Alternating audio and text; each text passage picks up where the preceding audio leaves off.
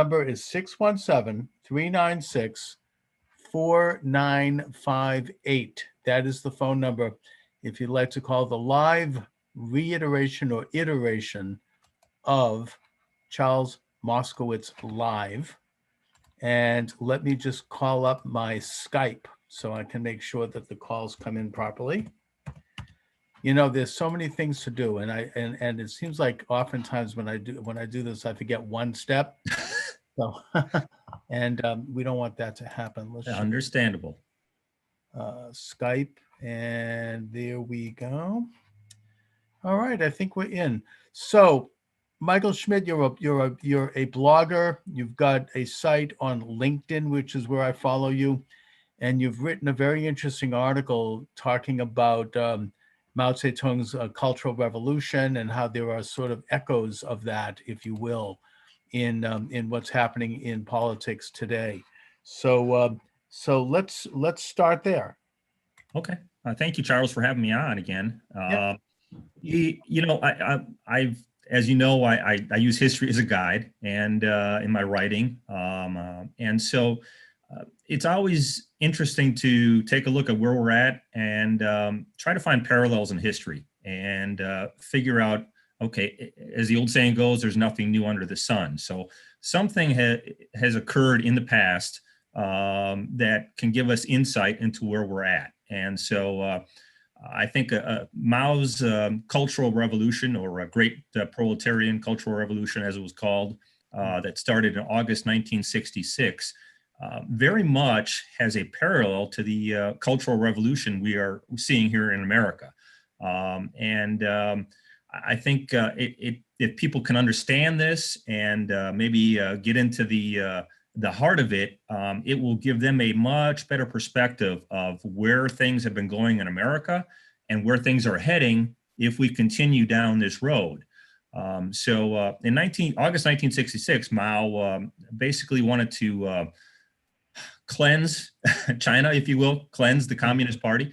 Yes. He felt it was getting a little too much bourgeois, and he wanted it to bring back to more of the ideological roots. And so he'd kind of fallen out of favor a little bit. And so he wanted to kind of gain control and kind of get it back. And his whole deal was to try to get rid of the four olds: old culture, old habits,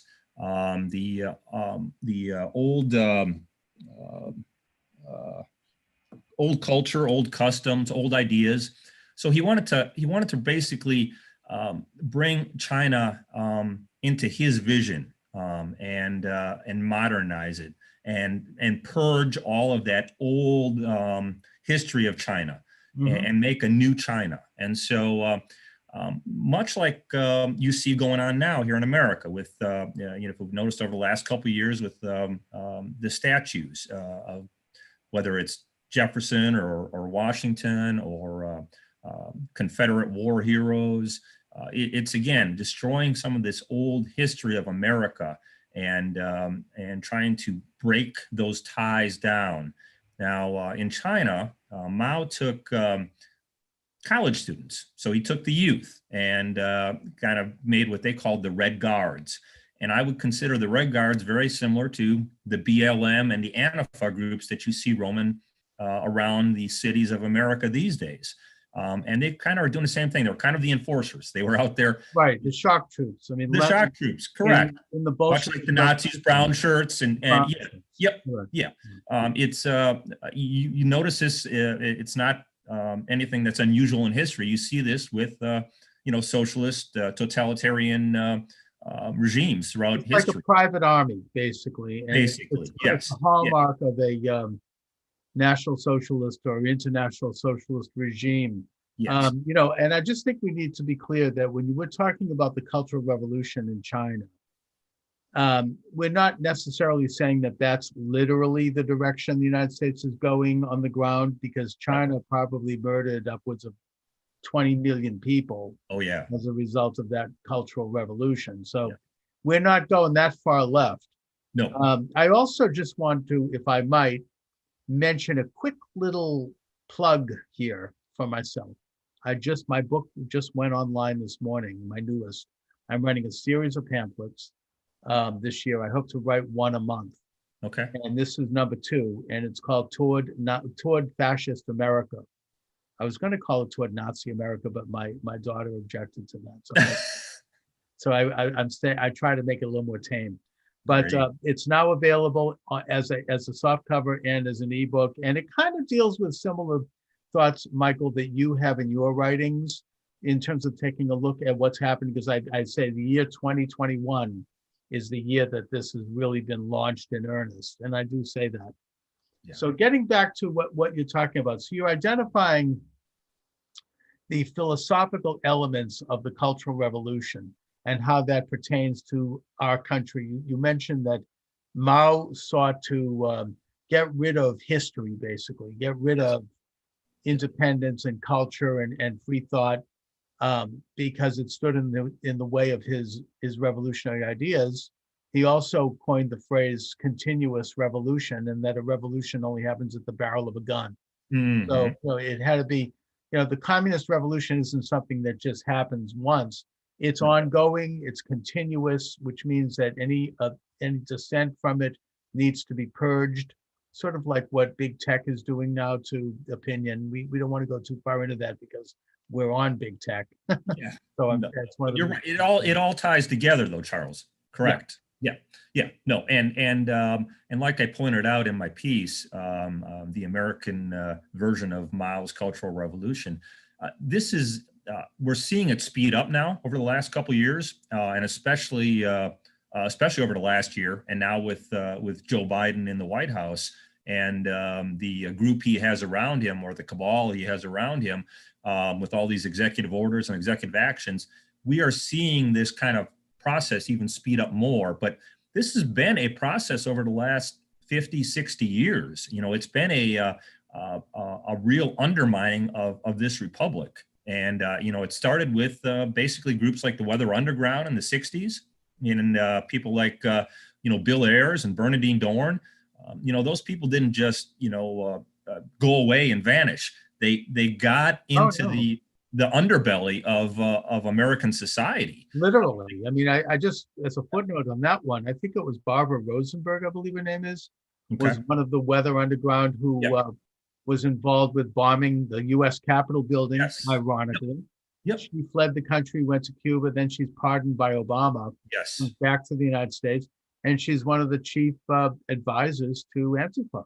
Mm-hmm. So, literally, it's a continuum. It's going on, and I think that, Michael, your insight on, the Guard, the Red Guard, the shock troops. That is exactly what this is. These are the Democratic Party, irregulars. They're the shock troops. This is what the Ku Klux Klan used to be for the Democratic Party. Yes. Until the 1960s, when it was largely destroyed by the FBI. But in this case, it also operates, and this is true, I think, in the case of Mao Zedong as well. There is the scissor concept. I don't know if you're familiar with that. In other words, the scissor has 2 blades, one from the lower and one from the upper. Mm-hmm. The lower blade is Antifa, BLM, and the other terrorist groups. The upper blade is the Democratic Party, the boardrooms, the top 1%ers. Wall Street, Occupy Wall Street was right, technically, when they talked about the top 1%. What they didn't tell you is that same top 1% is part of this revolution. I mean, they're on the left. They have a benefit from it. Right. And so you have both of those factors basically scissoring down on the society, which is caught in the middle and is caught in the blades.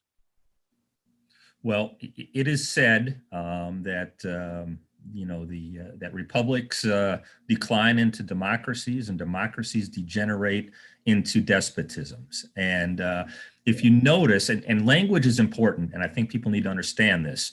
Words have meaning. So listen to when people talk, listen to when Democrats talk, listen to when their supporters and these radicals talk, whether it's BLM, whether it's Antifa, whether it's some of these far left socialists, like AOC and Tlaib and Ilhan Omar. Listen to their words and how they talk. They never refer to America as a constitutional representative republic. They always refer to it as democracy, right? Well, we're not a democracy. Our founding fathers didn't intend for this democracy. No, they hated democracy. No, it's completely antithetical to what they wanted. They fought. I mean, their whole process was to set up something other than a democracy because Exactly. they realized in history how democracy goes. Yeah, So, I mean, if you look at the notes of Jefferson and Madison, their correspondence. Yep. Correspondence between John Adams and Abigail Adams. I mean, there were other, the Federalist Papers, the notes to the convention. They hated democracy. Mm-hmm. Democracy was mob rule. Yes. Democracy had been rejected by actually the ancient Athenians because it wasn't practical on the surface, but in the broader sense, it completely suppressed the minority. And in this country, when we developed our republican system, the system is set up to protect the right of the minority, not the majority. Right. It defends the most vulnerable people in our society, the weakest members of the society. I think that Ayn Rand put an interesting point on that in her objectivist theories when she said that the weakest and the most vulnerable of all minorities is the individual. Mm-hmm.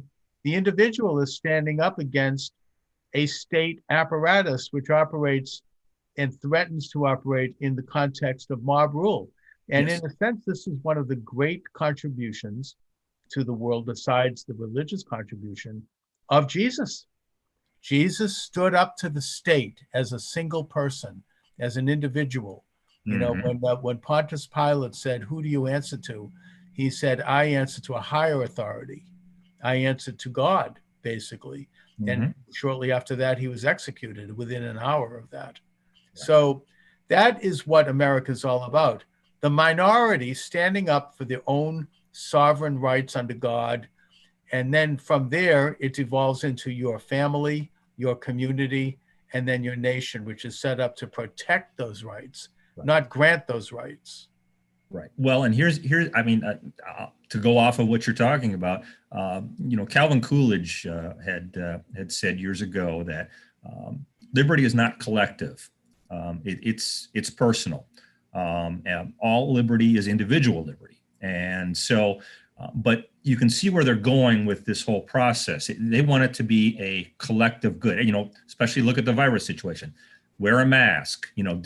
Follow these mandates, follow these draconian lockdowns because it's for the collective good.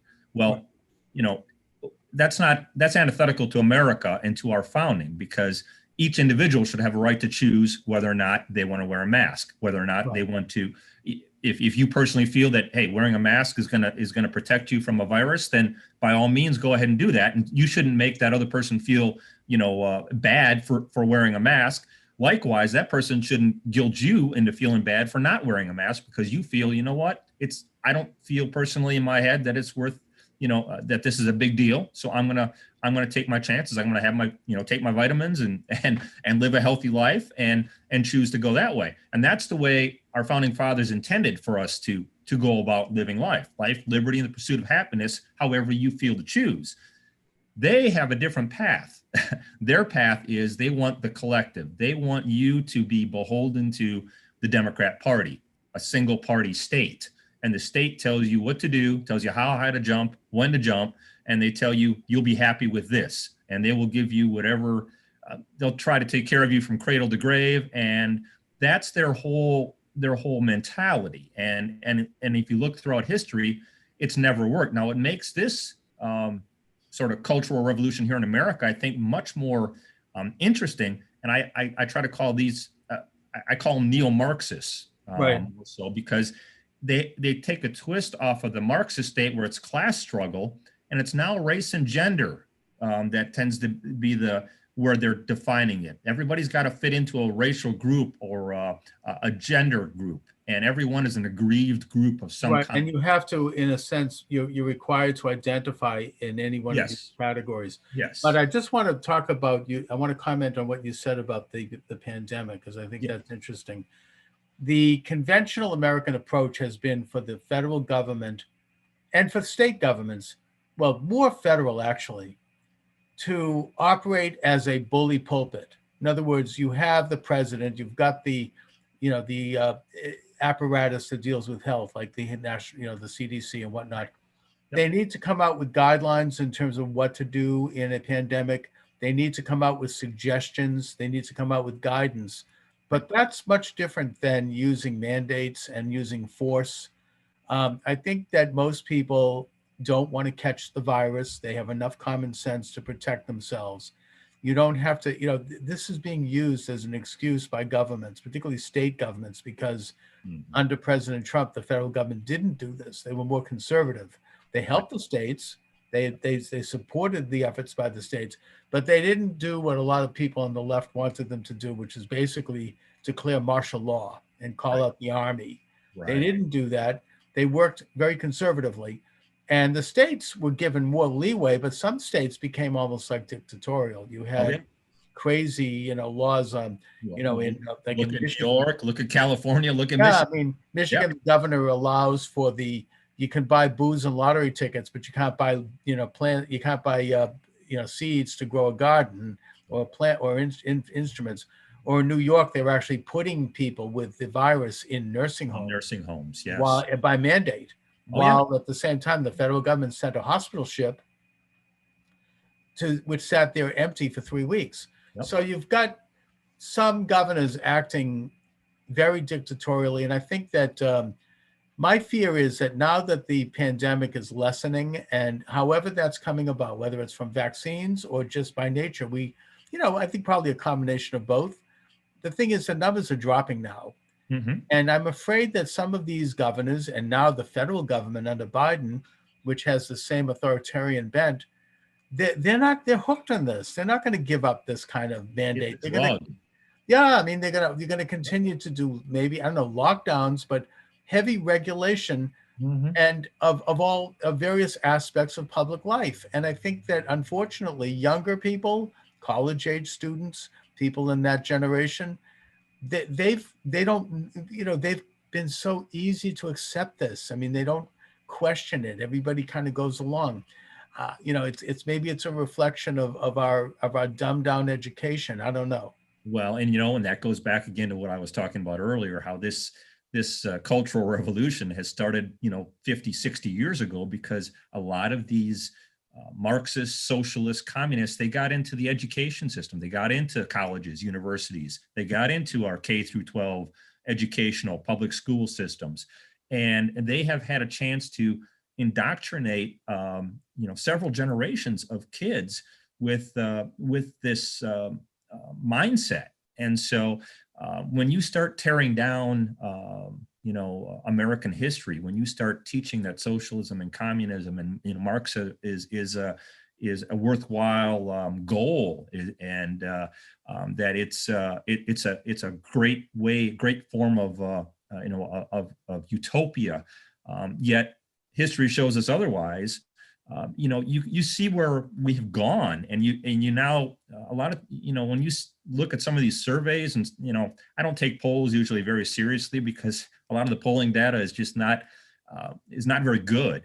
But when you see that half of young kids think that socialism is a positive The thing, virtue, yeah. yeah, I mean that should that should tell you right there that the education system has done, from their point. I mean, I will tip my hat. They have done a great job, and folks on our side of the aisle, conservative folks, have sat down and basically rolled over and been ignorant and blind to what's been happening, of the undermining of this republic. And so Yeah. that's one of the reasons why I write my stuff, is to try to wake people up and educate people and use history, and try to show people what's going on, before it's too late. Because freedom and liberty, once it's lost, is lost forever. It's gone. And And the people that have usurped it aren't given, they get used to, and they get drunk with yep, the allure of that kind of power, and they yep, don't give it up so easily. right. All right, my guest is Michael Schmidt. Let me give out the phone number. You're welcome to join the conversation, 617-396-4958, 617-396-4958. Michael, I was interviewed recently by Timothy Flanders from The Meaning of Catholic. It's a really interesting program that he does. And one of the things that I heard him mention recently was that from a Catholic perspective, not from a conventional perspective, Mhm. he talked about the effeminacy of men in this country, and that he defined that not in the conventional sense, but more in that men are afraid to be hated. We're afraid to make people angry, including our spouses and our Mhm. families. We don't want to take a strong stand on something because we believe it's right, and we're going to go out and put our neck out there and do it, because that's classic masculinity, not toxic masculinity, but Right. actually righteous, elements. And not that women can't do that as well, of course they can. Right. Yeah. But the point is that, and then he correlates that with the example of Jesus, who was hated by the establishment in his day, and Mhm. which crucified him. But that example of going out and identifying evil and standing up to it and calling it out, and the response to that is going to be anger and hatred and calumny and risk. But that's what we need right now, you know. And Yeah. anyway, what are your thoughts? No, I agree. I think I would say we need patriots, people to stand up like our founding fathers did, Yes. and because I mean, uh, in a strange twist of history, we now see that instead of fighting against King George III, it's really a statist. The same enemy. Yeah, It's different. it's Instead of yeah. wearing ermine and pearls, they wear, business suits. I mean, it's Well, this. we've come full circle. We've gone back into we're heading back into the chains of tyranny again, and almost over a little over 240 years later. And so, how this republic ends, how would are we going to be just a footnote in history, or that's going to be up to the American people to decide.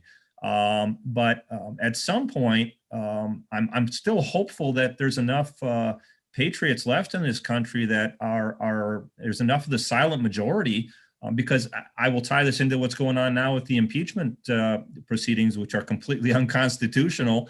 So But it's like a final nail in the coffin of the coup. Let's just put it it that is, way. it is. I But don't want to I go. think We what it can't is, go too much into that because YouTube. The people that run YouTube don't like talking about that. I will say though that it's not it's not Donald Trump who's on trial. It's you, it's me, Exactly. it's the silent majority who are on trial. Right. And I mean, it's an assault on basic truths, because yes, yeah, the truth about, let's just say, the truth around the election is something that people, they want to bury, I would argue. And they, maybe even in a way, a few people might have a few pangs of guilt over that.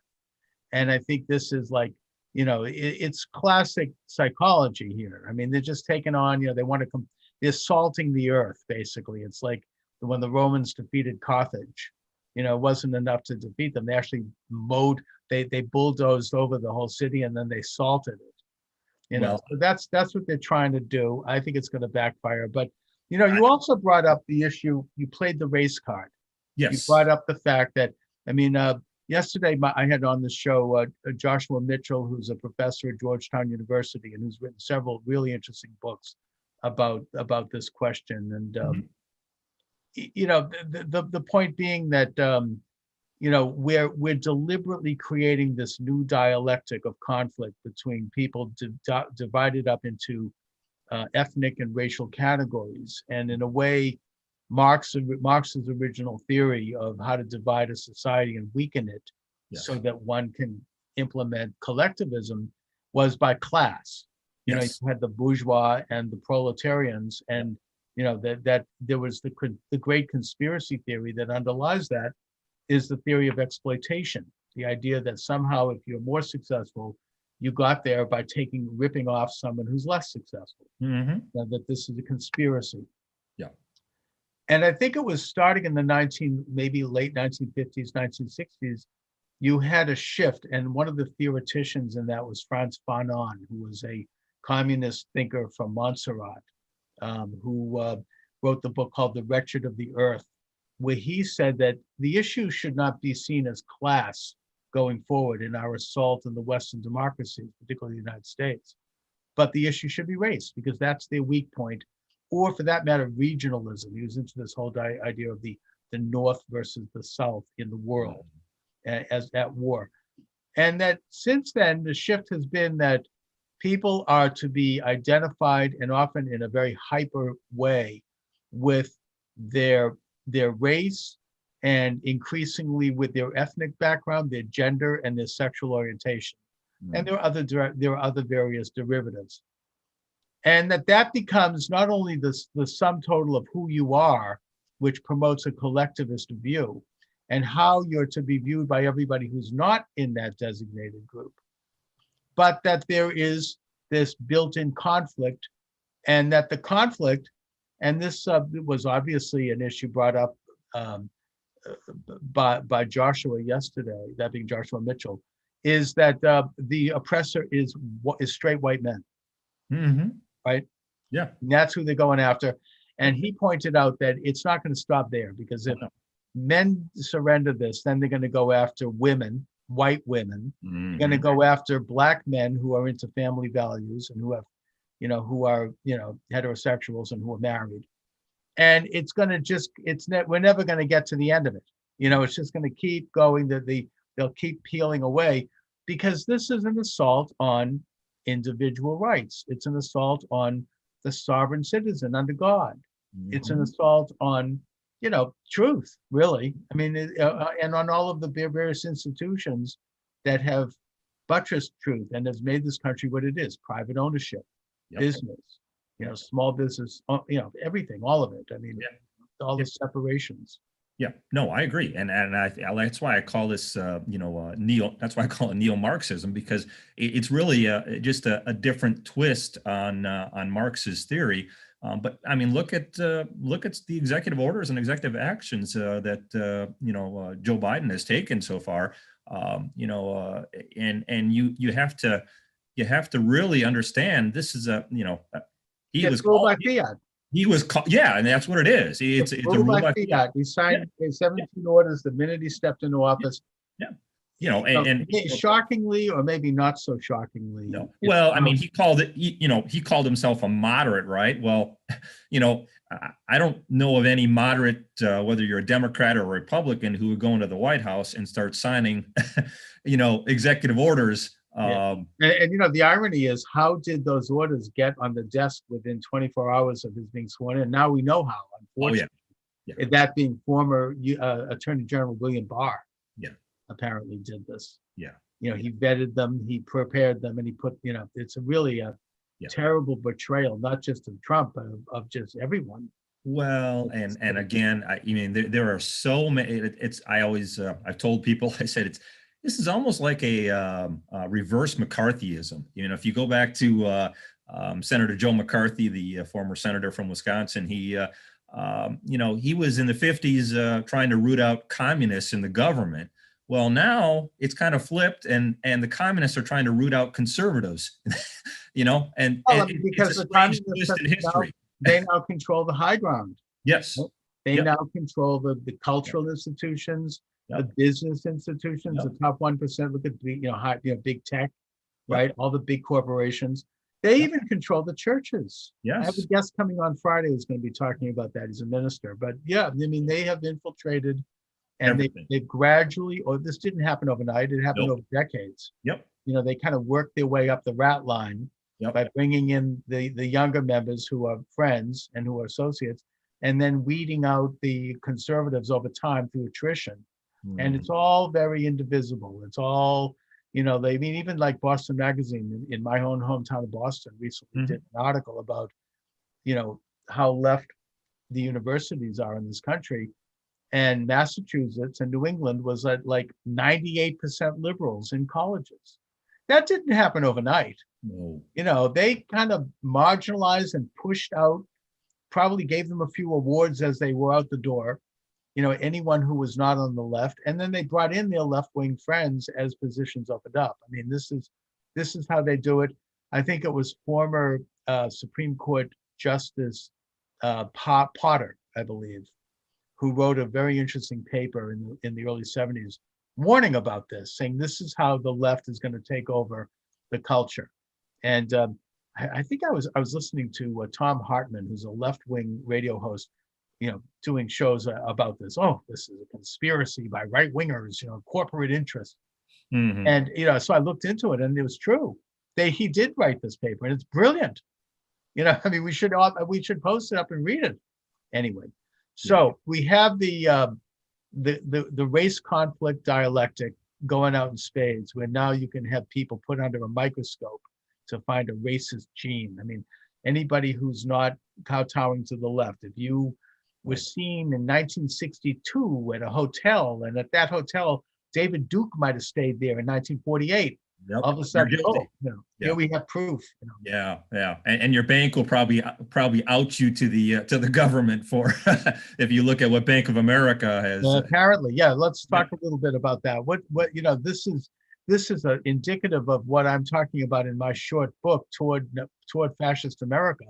Yep. Isn't it the case that Bank of America was voluntarily handing over bank records to the FBI with regard to people traveling to Washington to attend the peaceful protest that was supporting states who were contesting the election?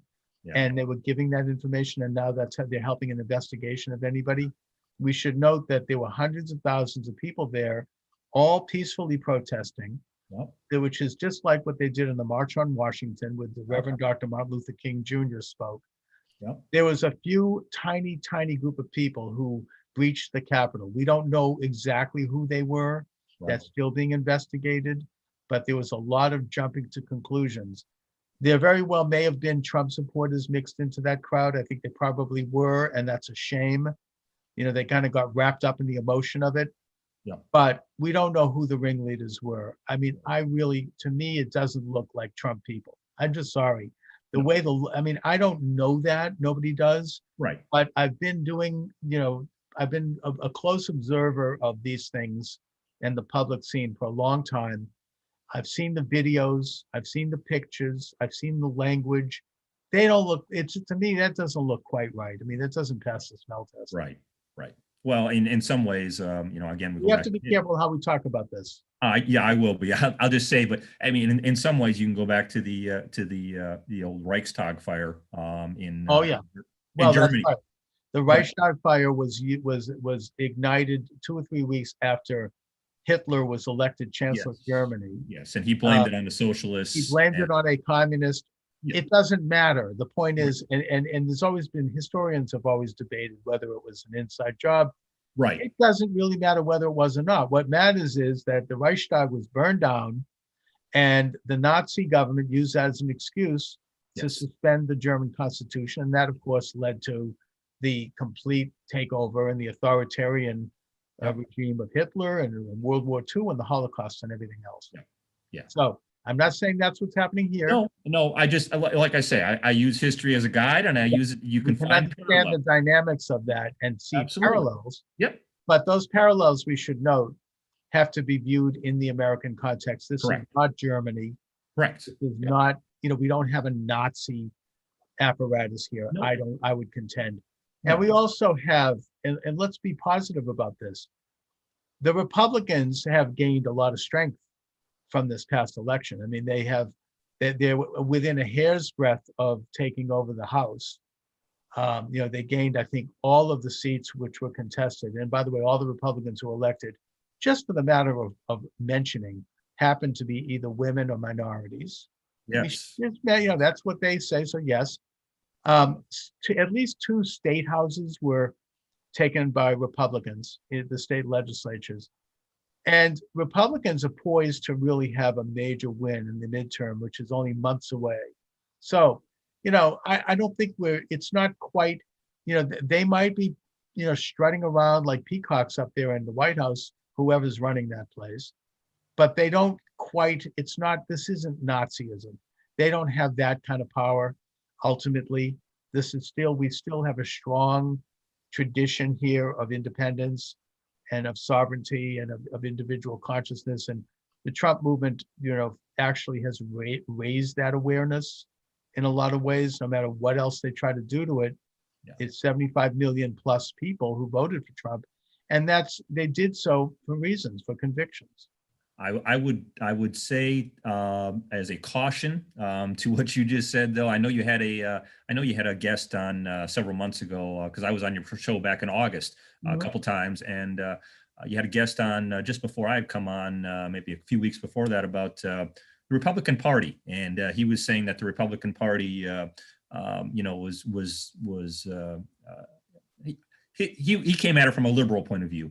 Right. But for me, I would say the Republican Party has been destroying itself, and it has been destroying itself because the establishment Republicans, or what I would call the rhinos, the Republican in name only, they have destroyed any credibility with the base, because they've been marginalized. I mean, they lost big time. I mean, I think that 85%, 90% of Republicans voted for Trump, and then you had 10 Republican House members led by Lynn Cheney, voting for this fraudulent impeachment without any investigation, without hearings. It was almost like the kind of thing that they do in a Soviet system. I mean, I'm sorry, but and now she's being primaried already. She has 90% of the people of Wyoming have said they want her to go. So I think that they've been put on their backside. And that's what I mean, and that's where I was going with this. And that's what people that are interested in, especially conservatives, they need to get out and get in the process, and start to primary out some of these establishment Republicans, the people that have been there such a long time. People like Mitch McConnell, people that have been there that are just, they don't have the interest of you and me in your basic American conservative in mind. Now they'll talk the talk, but they won't walk the walk.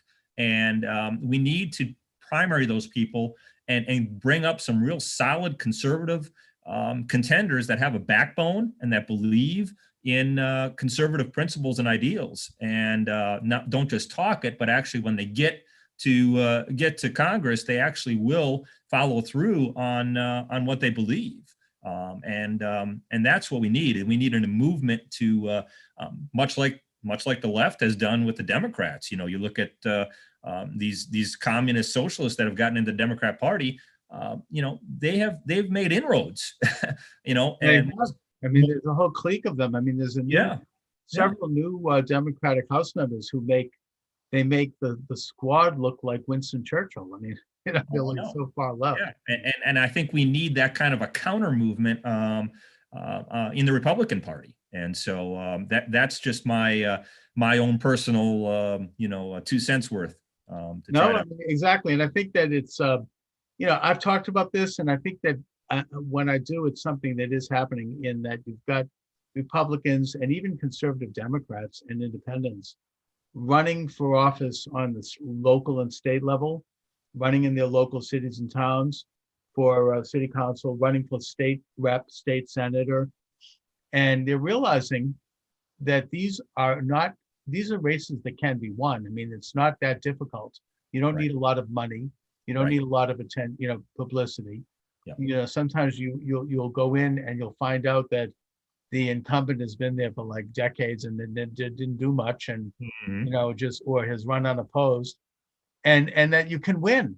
You can win by just doing a few, doing some phone calls, going door to door, setting up, raising small amounts of money, getting free media through the local cable stations and through social media. I mean, there are all these things you can do. Right. I think my next pamphlet should be about how to do this. I should write a book. Maybe I think that would be great. Yeah. Run for office. Yep. I mean, this is how you take back the country. This is how all politics are local, Charles, and it starts at your local level. And I'm talking school boards. I'm talking city council, town councils, and I mean, again, go back to the virus situation. Look at how every area is different, and right. If you want to start taking back again and start really having that representative republic that you're looking for, then it starts about getting involved and being good stewards of this republic. So Exactly. And I want to make a comment about this that gets a little sensitive because of the censors. But the fact is that we learned a few things from this last election about governors and secretaries of state and private entities usurping the powers of state legislatures. Hmm. State legislatures under the US Constitution, Article 1, Section 3, have the sole discretion to regulate elections on the federal and state level. They have the discretion to appoint delegates for the electoral college. They also have the authority to do a lot of things that they have forgotten about and that they have not exercised. And there's an enormous amount of constitutional power there because they represent the people Hmm. and not fiat power. I mean, a Secretary of State doesn't, that's an executive office. It's the legislators who Yes. have the power to make laws. Yes. And so I think that people are starting to run for these offices. Local state rep, local state senator, depending on your state, they have different names, Hmm. and getting into these offices and beginning to utilize the levers of power that are provided them by their state and federal constitution. Yes. That's where we need to be. If you have an issue you care about, go for that office. You will be heard. The media will cover you, even if you don't win, and you very well might win. You might be surprised, Right. how many people can win. I mean, Yep. look at Marjorie Taylor Greene. She did it, Yeah. for Yeah. better or for worse. Exactly correct. It can be Yep. done. It can be done. Yep. You're a housewife, you're retired, you're a teenager, you've got a little time in your hands, you're semi employed, part-time. You can do it. You can get out there and get that done. I mean, this is something that to me is one of the things I'm going to really hammer away at this year. Yeah, good. I'm glad because it needs to be voiced, and we need to get more people engaged in the process. And again, that's another reason why I write, and I know it's a reason why you do what you do, and I'm a fan of your work, and so I appreciate you. I appreciate you giving me time and having me back on your show again. So yeah, absolutely. I mean, I'm developing a lot of regular guests. So, Michael, your article deals again with the corollary between the Cultural Revolution of Stalin and not Stalin, Mao. Mao, yes. And well, Stalin had his one. I mean, he did as well. Any Yes. communist leader does. Yes. Yeah. Or Nazi. And what's going on right now in this country. So I want to get back to that a bit. We talked about the fact that the pandemic has led people to get used to fiat power by governors who, by the way, did not go to the legislatures. Again, Nope. legislators did not have a say in regulating things like mask wearing and shutdowns. Maybe they would have decided to do that. But the point is that we have a system Right. where they are the sole authority to do it, not the governor, not the secretary of state, not judges. The legislature can actually stop a judge from making a ruling like that. I mean, they have that kind of power. That is really where it's at. So you have people getting used to this sort of fiat power under the guise of the emergency. People are scared, they scare the bejesus out of us. You're afraid to walk out the door or else you're going to catch this thing. Mm-hmm. So people are willing to accept that Mm-hmm. kind of authority. Right. You've got, of course, the big tech censorship, frankly, of the election. Mm-hmm. I don't want to go into what actually happened, but we all, Right. Wink and a nod. We know what happened. Right. And then you have now this kind of this concentration of power on the federal level with these executive orders that are sweeping in nature. I mean, they can eliminate Mm-hmm. 11,000 jobs with the stroke of a pen. Yep. On the XL pipeline, and no Yes. hearing, No. no debate in Congress, no No. opportunity for the American people to say anything about it. We didn't hear any justification for this. Nope. I mean, I assume that allegedly it's for the environment, but it doesn't really make sense because now they're going to have to put the oil in on trains and trucks. It's more dangerous. It's not. Mhm. I mean, it's actually worse, in terms of risking environmental damage. And it's going to it could contribute to raising the price of oil, which is going to hurt working people, not rich people. Nope.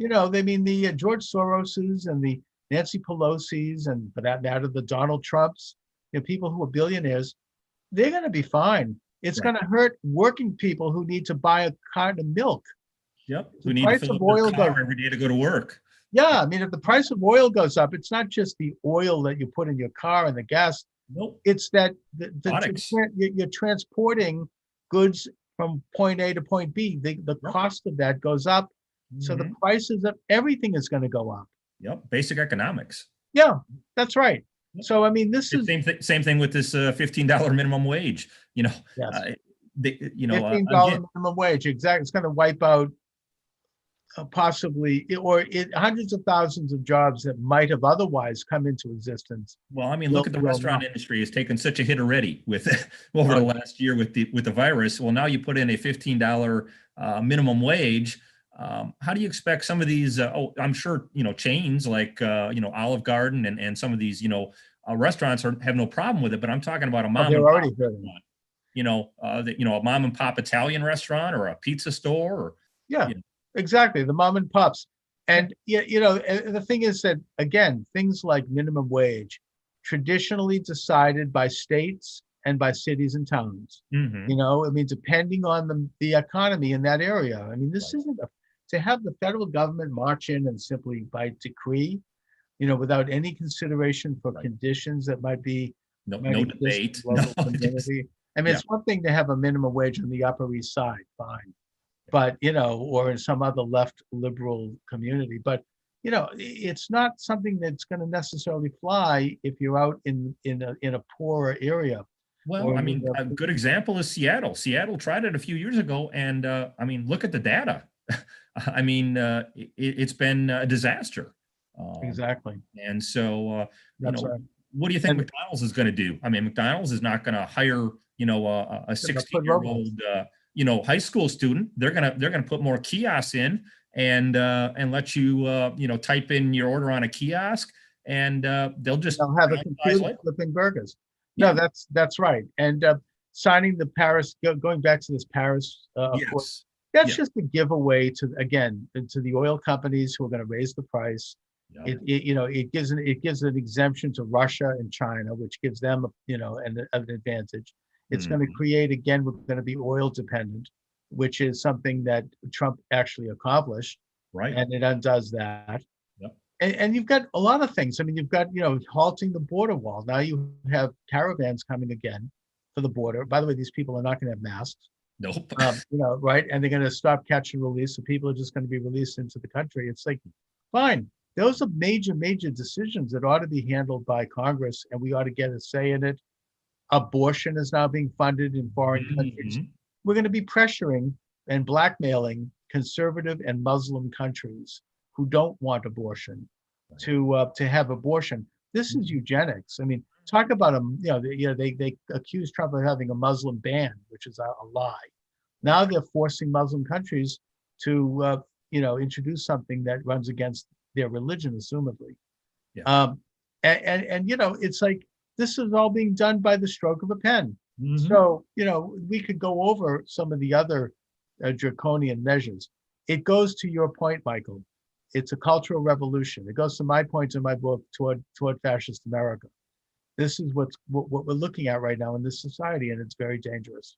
It is very dangerous. And, it's a road that, like I said, if you look back on history, it doesn't end well. Yeah. And that's why people like you and me need to continue to basically shout like Churchill shouted, back in the 30s, and say, hey, Listen to him. yeah, He read Mein Kampf, and he talked about it, and people well, yeah, marginalized him in the and side. he was put in a corner and said, shut up, Cut up, and then you had the liberal establishment in London headed by Chamberlain. We want to have peace and want to love, and we're going to, So anyway, Yep. but Michael, let my viewers and listeners know where they can read your excellent work and get information about what you're doing. Well, several areas where you can find me. I just started writing for contributing articles to politicrossing.com. It's a brand new website. It's kind of the intersection of faith and politics. So you can find my articles there. I'm trying to contribute at least one article a week to them. I've got my blog. conservativethinker.net. You can find all my work there, 5 years worth of great material there you can browse through. You can find me on LinkedIn and Facebook. Just look me up, Michael Schmidt. And you can also find me on Twitter and Instagram at BuckyBoyMike. And if anybody wants to get in touch with me, if you're looking for somebody to contribute some writing and some pieces, I'm always open to offers. So feel free to contact me, and I would be more than happy to listen to whatever offers you have. So. Excellent. Mike, thank you so much. As always, we should do it again soon. I really appreciate it. Thank you, Charles. I appreciate you having me back on again. All right. Take care. Have an excellent